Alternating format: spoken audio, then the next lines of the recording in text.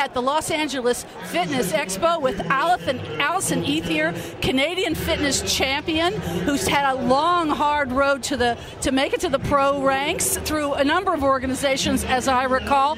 Recently got her pro card at the North American Championships, and will be making her pro debut at the Fitness International, Columbus, Ohio. What do you have to say about that, Missy? I am so proud and so honored to be able to compete against these ladies, most of whom I've competed with in a previous life.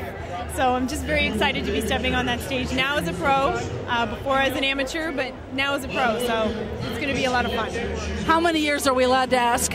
It's been almost 11 years, I think, since I've been competing in fitness. So it's taken 4 to get to the pro level, though. Yeah. So how long have you been doing the CFBB? The CBBF I've been doing for 4 years. So luckily at the North Americans this year they offered a second pro card, because in Canada it's really difficult to get your pro card because they only offer the one in fitness. So I took my chance and I went down to the North Americans, which had the premier and the first fitness championships at the North Americans this year, and I was able to walk away with a pro card.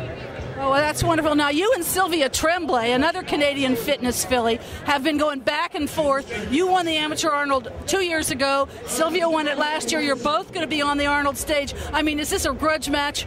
I'm sure some people like to think of it that way, but yes, we do have a long history together. As long as she's been competing, I've been competing, and in the same federations.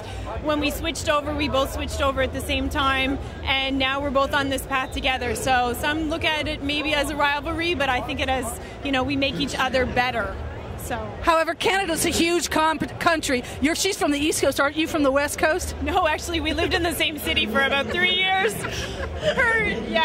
We share a lot of similarities, and her strengths, my strengths, and I think we bring a lot to the stage as Canadians. I mean, that's not the only Canadian on the stage. There'll be Miriam Capes this year as well, and unfortunately, Mindy O'Brien decided to take a little break this year, so to heal some injuries. But we have a good representation up there this year. That might be a record. 3 Canadians. Yes. So are you doing anything different, new routine? New routine. I thought about going back to some old routines that people haven't seen, but maybe we'll save that for a future show. But yeah, brand new routine. Be Italian. Be Italian. Be Italian. Well, last year you were our Ironman Bodyspace model search winner. That's why you're here in the bodybuilding.com booth. Are you having a good time?